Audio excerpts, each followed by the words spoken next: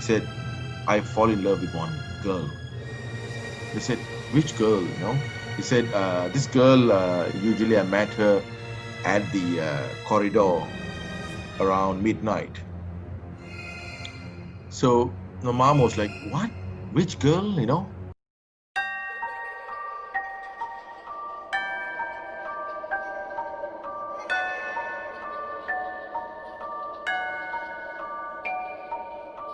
Hello, hello, hello, hello. How are you, everyone? Good night, good evening, late night session. How are you, Scary Cat? How are you, Shura? Fine. How is the evening? So far, so good. It's a supernatural experience, Sanju. It's very, very terrifying with another story of Pontianak. Yeah. This is an experience been recorded by a Singaporean. Real experience. Yeah, and it's about Pontianak.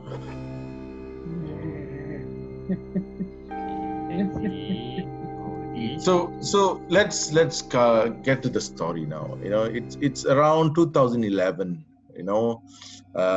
It's a Chinese New Year Eve. I think a family drove from Singapore to East Malaysia, actually somewhere in Kelantan.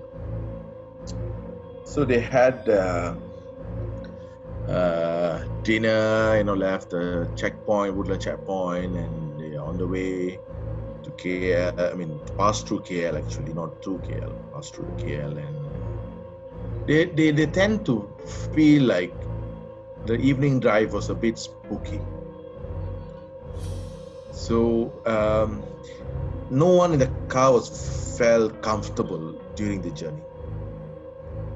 So and it's just restless, they had to change the driver, and they said it's like the roads are, the journey from Singapore, Johor to KL is usually rain, it's like cloudy, and it's not really a day actually. So they find it very spooky, and they don't feel comfortable, So this is what happens, yeah. So the elder brother of the family member, this guy at age at 30, 35, is not married, and he's really quiet person. He's not really, it's not really a warm person or something. So he actually was the cause of the problem, yeah. So 1 week before the journey from Singapore to Kelantan, East Malaysia, East Coast Malaysia, the brother, this elder son of the family, or the elder brother of the person who wrote the story, she said this guy seems to be not right, and he was very hesitant of taking this trip to the village in East Coast, somewhere in Kelantan. And looking at his arms, looking at his body, with some bruised and all that, it seems to be something is not right happening for him for past 1 week. So it seems to be he caught with Pontianak, or he tend to expose himself in this dimension of Pontianak world, I guess. So, and at the halfway of the journey, he happened to open his mouth and start to say things like, it's not really, he said, I'm not well, and I am not really comfortable sitting in the car, and I want to go back home. So the father said, hey, why you are changing the plan? We are already halfway through, and let's going ahead, and I think his mom, tend to chant some Buddhist mantra or something. And as the journey goes, he tend to saying things like, he said, I fall in love with one girl. They said, which girl, He said, this girl, usually I met her at the corridor around midnight. So the mom was like, "What? Which girl?" Because Singapore, right? It's all apartment and HDB flat and etc. Uh, so he said, "Yeah, this girl, Alice, I spotted her, and we happened to talk to hours in the night, And mom said, I never seen one. I didn't see any girls at night. And it's how, who, where, which, where did she staying and all that. Then the question was like narrowing to what was his relationship and all that. He said, she's really a nice person, blah, blah, blah.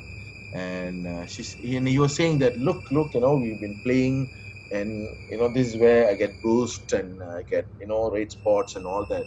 So he was like, then the mom was like worried, seriously. And the person who wrote the story and the sisters was worried, he said, this doesn't seem to be right. And so what really happened is, along the way, um, before I continue the story, I would like to thank indogotv to bringing this story for us, for tonight chit chat and share our experiences about terror nights, and evil are rotten nights. And we're back to the story now. So it seems to be said I get now getting headaches as I speak about this girl, and he felt like he's like tearing his head in pieces, and it sounds like it's the impact, it's the impact of his away of this relationship of his demon or evil relationship.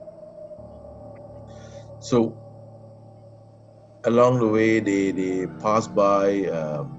I think it's middle of from 9 p.m. somewhere there, and they're passing. Uh, I would say they are passing the highway, East Coast Highway.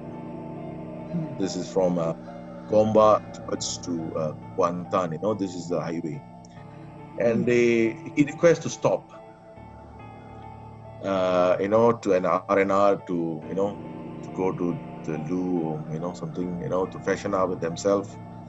And they did stop, and it seems to be it's hesitate to go back to car to continue the journey. So it's like he's putting his imagination in everyone's thoughts now, and he's saying, hey, I'm seeing the girl here at nowhere, it's at R&R, 9 p.m, no one there. He said, hey, I can see the girl, it looks like the girl. So it's very difficult, to control someone at that. It's like a man, to force him sit in the car, and it's like he's sit next to the driver's seat. It's like going to be it's going to be challenging for everyone in the car now. So then the dad decided to tend to believe him. Yeah. Maybe you tend to thinking about her. Maybe you can, relax yourself in the car, take rest. Then they continue the journey. So what really happened is, it's the evil aura or something. It's really followed him, and it's like the time he's trying to do something on him. So then the father or the guy the father is driving the car, and he suddenly had to stab brake where he spots something in the middle of the road. So he fell, now the son is relaxed, like maybe take a nap, and the father's driving, and he saw something on the road, spotted something on the road, and he had to press the brake, and the car was like speed and go to the end of the corner of the road, and it was like this half of the road, half of the grass, and everybody was like blew out from the cars, like everybody jumping, become uneven, like what happened. He said, I really saw a white image, some kind of object. Then the son said, yeah, that should be the girl, she's wearing white. And everybody was like, the sisters are screaming, it's like, yeah, why, because they were sleeping, and as they wake up, the father was like, it's like This looks like pale, complete pale of shocking what he saw, and he had to put a brake, and it was just on the end of the road, and they feel like half of the car on the road, the other half on the grass, and it's not straight facing the road. It's vertical on the road point. So it's like the mom was like, she was like praying this, please, there's no other car at this point, hitting them or what. Everybody was worried. The sister was shouting and screaming, and this guy starts screaming. The elder brother of these girls. In the eye have no people and only white. Is the elder sons, this guy who, experiencing and he gives that spot, and everybody was like, what? They shook him and said, hey, and he comes back to norm. So then they happened to stop the car there, and they were looking for a help because the dad was not really confident to drive the car, continues the journey. And the father's hesitant, he said like, this is going to be another 7 hours journey, and he don't feel seems right to drive the car. So then the mom, she could get down from the car, and she trying to give the water to the husband and make sure the son is fine. And she realized the bumper cracked and the front light breaks. They realized they hit something. The father, while he's drive, he hit into something, and they happened to, then the mom called the road assistants, and they arrived maybe in half an hour somewhere there.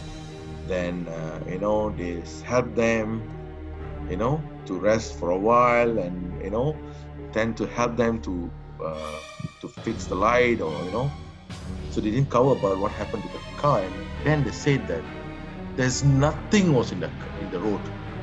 If you ever hit into something, there must be an animal, or there must be blood or something. It's completely none. So absolutely nothing on the road, neither. But they find a scratch is on the car. It's like fingernail scratches in the bumper. Okay. Yeah. So that's where the road assistant guys, they had the torchlight, they had all the kits, the gears, right? So they was checking on the road, and they said there's nothing there. So I think the family members really shaken, and they request the road assistants to help them, to escort them to the nearest hotel, so that they can take a rest for the night. So now what about the son, the eldest son? So this guy, like I said, he was like, he gave the look with the complete wide eyes, and they've been like, and he came back to a normal look, and he tend to be like, he's like so tired.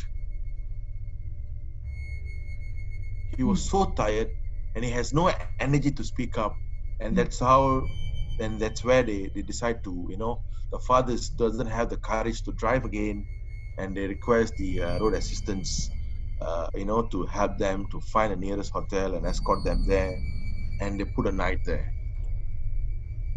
And they didn't say what happened next. And the next day, they reach the uncle place in Kelantan in the late evening, about 6 p.m. And they celebrated the Chinese New Year there.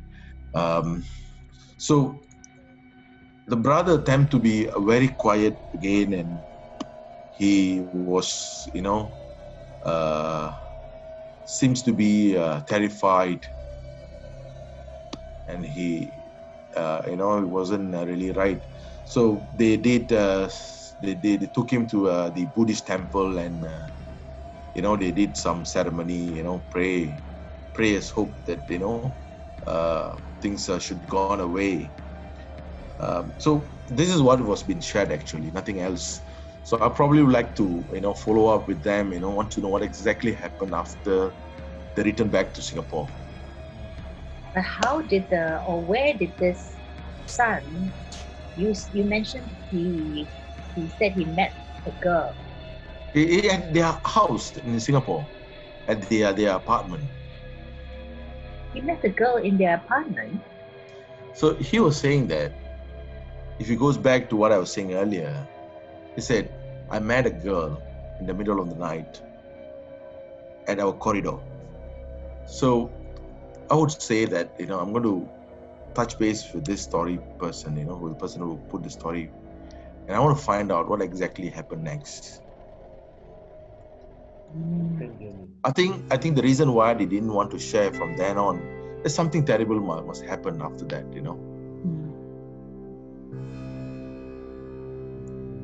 So that's end of my sharing, and thanks for joining and listening to this session. I mean the chat and the story. That's bring the end to the evening of terrifying everyone. And this Pontianak should gone away for a good